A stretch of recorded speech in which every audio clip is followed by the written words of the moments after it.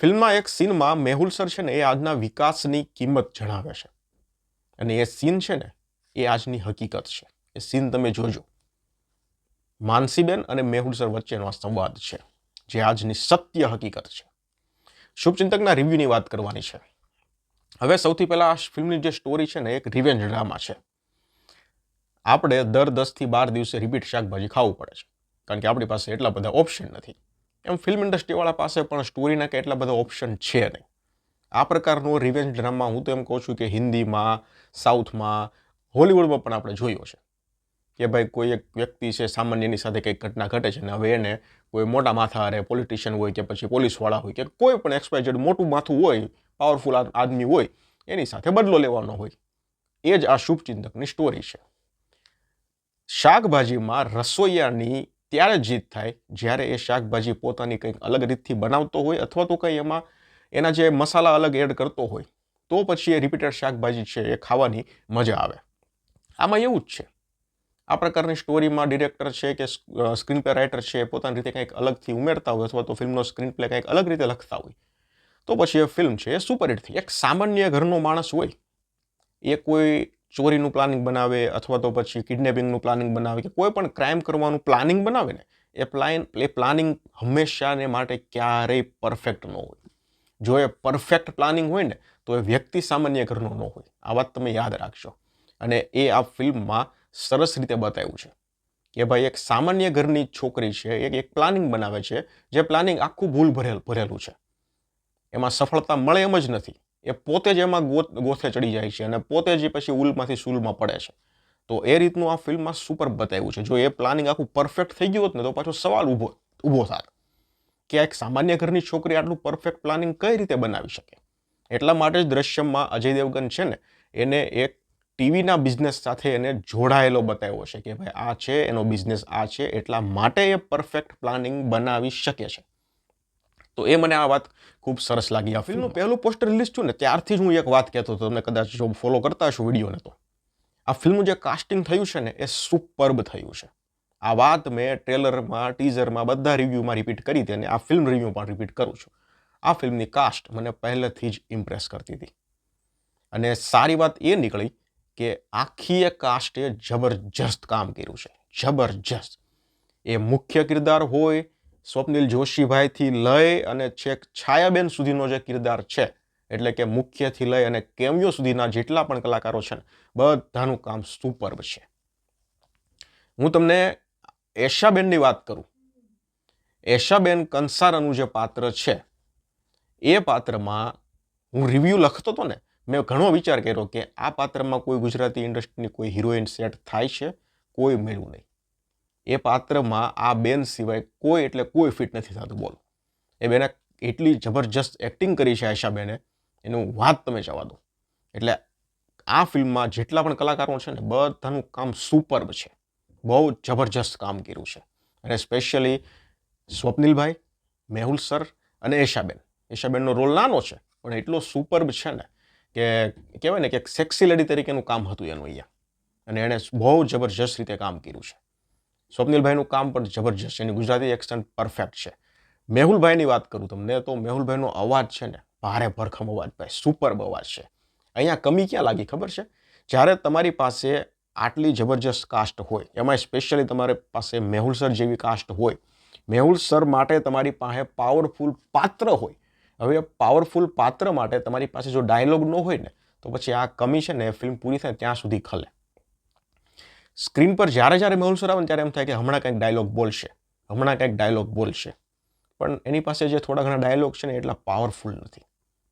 આ પાત્ર માટે ડાયલોગ પાવરફુલ હોવા જોઈએ એની હાવ ગમે કેમ કરીને, પણ ડાયલોગ છે ને એ અહીંયા ઓછા છે અને જે ઓછા છે ને એમાં પણ થોડાક નબળા છે. એટલે અહીંયા કાસ્ટિંગ ડિરેક્ટર છે એકતાબેન શાહ. એકતાબેન Shah, you are done superb job. જબરજસ્ત and thank you for this. બીજીએમની તમને વાત કરું ને તો ફિલ્મનું બીજીએમ પહેલેથી લઈ અને છેલ્લે સુધી સુપર્બ છે. હું તમને એક બે સીન યાદ અપાવું. સ્પેશિયલી જ્યારે સ્વપ્નિલભાઈની એન્ટ્રી થાય છે ને ફિલ્મમાં એ વખતનું બીજીએમ સુપર્બ છે. પ્લસ સ્વપ્નિલભાઈ જ્યારે છાયાબેનની પૂછપરછ કરતા હોય છે, જ્યારે પૈસાની નોટ રાખતા હોય છે ત્યારે જે બીજીએમ સંભળાય છે ને એ પણ સુપર્બ છે. જબરજસ્ત બીજીએમ છે. અને એના સિવાય ફિલ્મમાં જ્યારે અમુક ભારે સીનમાં ભારે બીજીએમ જ્યારે સંભળાય છે ને ત્યારે સીન જોવાની બહુ મજા આવે છે. એટલે ફિલ્મનું જે બીજીએમ છે એ આઉટસ્ટેન્ડિંગ છે. મ્યુઝિક છે એ મને ઠીકઠાક લાગ્યું. ફિલ્મનો જે ફર્સ્ટ હાફ છે ને એ કદાચ થોડો લાગી શકે છે, પણ ઇન્ટરવલ પછી ફિલ્મમાં જે ટ્વિસ્ટ આવે છે ને ઘડીને ઘડી એ જબરજસ્ત છે. ઇન્ટરવલ પછી તમને એવું થાય કે ઓકે, ફિલ્મની જે આખી ગેમ છે ને એ હવે આ પક્ષમાં વહી ગઈ, પણ કંઈક ને કંઈક નવું ટ્વિસ્ટ આવે છે. ફરીથી તમને એમ થાય ઓકે, હવે તો ગેમ આ પક્ષમાં વહી જ ગઈ છે, પાછું એક ટ્વિસ્ટ આવશે. એટલે આ ટ્વિસ્ટ છેલ્લે સુધી આવે છે.